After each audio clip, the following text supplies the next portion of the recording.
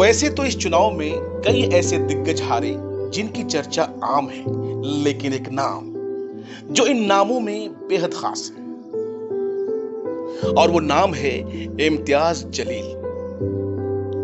ओवैसी का दाहिना बाजू, अवाम की आवाज बनकर संसद में ओवैसी के साथ गूंजने वाला योद्धा, एक ऐसा योद्धा जो तुष्टीकरण की राजनीति का शिकार हो गया। हारने वाले नेताओं के घर उनके समर्थकों को आपने जरूर देखा होगा, लेकिन ये दीवानगी आपने कहीं नहीं देखी होगी। ये भीड़ नहीं, ये जुनून है। ये दीवाने सिर्फ यही कहने आए हैं कि तुम कल भी हमारे थे, कल भी हमारे रहोगे।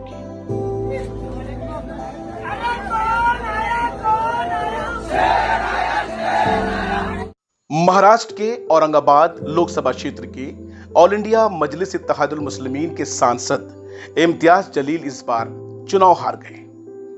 आप पूछेंगे इसमें नया क्या है? चुनाव में तो हार जीत लगी रहती है, लेकिन नहीं, जब कोई लीडर हारता है तो वो हार केवल उसकी नहीं होती, बल्कि पूरे लोकसभा क्षेत्र की होती है। याद रखिए, मैं लीडर कह रहा हूं, नेता नहीं। लीडर और नेता में बड़ा फर्क होता है। इम्तियाज जलील वो लीडर हैं जिसने धर्म और जात पात से ऊपर उठकर सबके हित के लिए काम किया।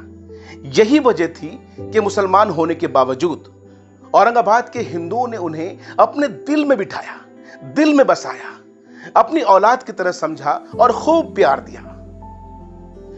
औरंगाबाद की तरक्की के अलावा इम्तियाज जलील अवामी मसाइल को लेकर हमेशा उनके साथ खड़े रहे। सांप्रदायिक सद्भाव बनाए रखने के लिए सदियों पुरानी रंजिशों को भाईचारे में तब्दील किया, बदला। बावजूद उसके चुनाव हार गए। आपको जानकर हैरानी होगी कि औरंगाबाद के हिंदुओं ने दिल खोलकर इम्तियाज जलील को वोट किया, लेकिन इंडिया गठबंधन को जिताने के लिए उनके अपने ही उनसे अलग हो गए, जुदा हो गए। अफसोस की बात तो यह है कि खुद तो जीते नहीं, एक होनहार लीडर को हरा दिया, खो दिया। लोकतंत्र जब तक बाकी है, संविधान जब तक सुरक्षित है, चुनाव होते रहेंगे, सांसद बनते रहेंगे, लेकिन फिर कोई इम्तियाज जलील जैसा नहीं आएगा। दोस्तों, औरंगाबाद सीट पर चौथे चरण में 13 मई को वोटिंग हुई थी। कुल 61% वोट पड़े थे। हालांकि यहां मुकाबला इम्तियाज और इंडिया गठबंधन वाले शिवसेना के चंद्रकांत खेरे के बीच था, लेकिन वोटों के बंटवारे का फायदा बीजेपी समर्थित शिवसेना के संदीपन राव भूमरे ले गए। संदीपन 4,76,130 वोट लाए।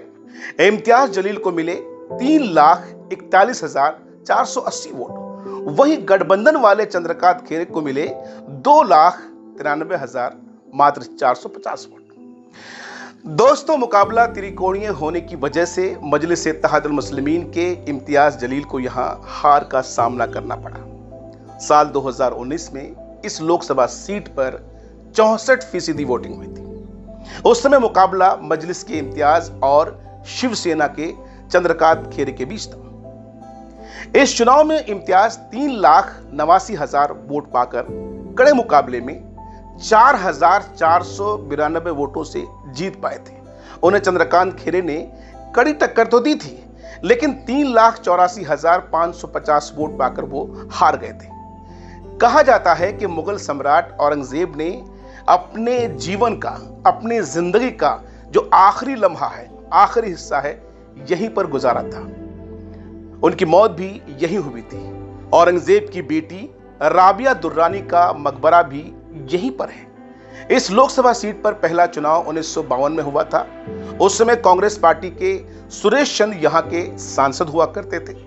1957 में भी कांग्रेस के ही स्वामी रामचंद्र तीर्थ यहां से सांसद बने। अब यह क्षेत्र बीजेपी समर्थित शिवसेना के पास जा चुका है। इस वीडियो में इतना ही। जानकारी कैसी लगी बताइएगा जरूर। वीडियो को फेसबुक पर देख रहे हैं तो चैनल को फॉलो कर लीजिएगा, यूट्यूब पर देख रहे हैं तो चैनल को सब्सक्राइब कर लीजिएगा।